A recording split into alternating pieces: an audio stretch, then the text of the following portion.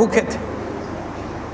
حضور اکرم علیہ الصلوۃ والسلام کے ساتھ پورا قافلہ پہنچ گیا۔ بیوی نے دیکھا تو بیوی بہت ناراض ہوئی شوہر پر کہ آپ سے میں نے سمجھا کے بھیجا، کہا میں نے سب کہا تھا، کہ جب کہہ دیا پھر پرواہ کی بات نہیں۔ حضور صلی اللہ علیہ وسلم نے خود اعلان کیا حضور جانے۔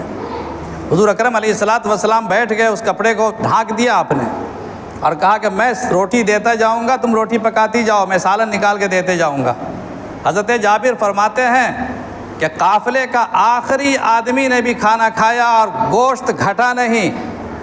تو 2-3 کلو کا جو بچہ تھا وہ گوشت گھٹا نہیں، ہانڈی ابل رہی تھی اور روٹی پک رہی تھی، روٹی بھی ختم نہیں ہوئی۔ ہم نے بھی بھر پیٹ کھایا، گھر والوں نے بھر پیٹ کھایا۔ پھر سرکار دو عالم صلی اللہ علیہ وسلم فرمایا کہ محلے والوں کو بانٹ دو۔ حضرت جابر کا بیان ہے کہ اس دن اس 2-3 کلو آٹے میں اور 2-3 کلو کے گوشت میں 1000 سے زیادہ لوگوں نے کھانا کھایا۔ خرچ کر کے دیکھیے دوستو، حضرت عائشہ صدیقہ رضی اللہ تعالیٰ عنہ افطار روزے سے ہیں، ہم لوگ بھی روزے سے ہیں۔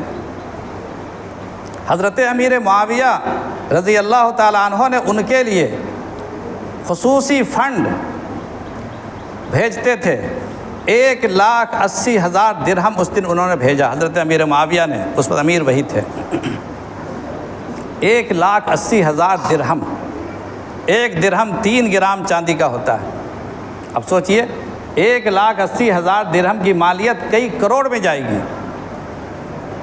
حضرت عائشہ صدیقہ رضی اللہ تعالیٰ عنہ کے پاس جیسے ہی وہ تھیلا وہ بورا پہنچا، اپنی خادمہ سے کہا کہ مدینہ میں اعلان کر دو جتنی غریب عورتیں ہیں آ جائیں، لے جائیں، سب بانٹنا شروع کیا، یہاں تک کہ شام سے پہلے پوری کی پوری رقم خرچ ہو گئی۔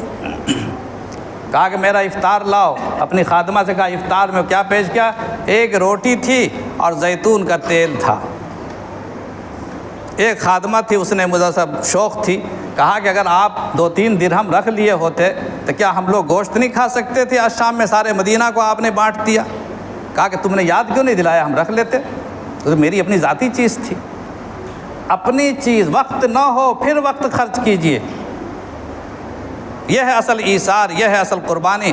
ہمیں غور کرنا ہے کہ ہم نے رمضان کو کتنا وقت دیا ہے، ہم نے اللہ کو کتنا وقت دیا ہے، اور اپنا جائزہ لینا ہے، اور آئندہ کے لیے ہمیں اپنے آپ کو تیار کرنا ہے۔ اللہ سے معافی مانگنی ہے، رمضان سے معافی مانگنی ہے، اللہ سے رو کر کے دعائیں کرنی ہیں، اور اللہ تعالی ہمارے گناہوں کو معاف کرے اور ہمیں نیکیوں کی توفیق عطا فرمائے، اور کہنے سے زیادہ اور سننے سے زیادہ عمل کی توفیق عطا فرمائے۔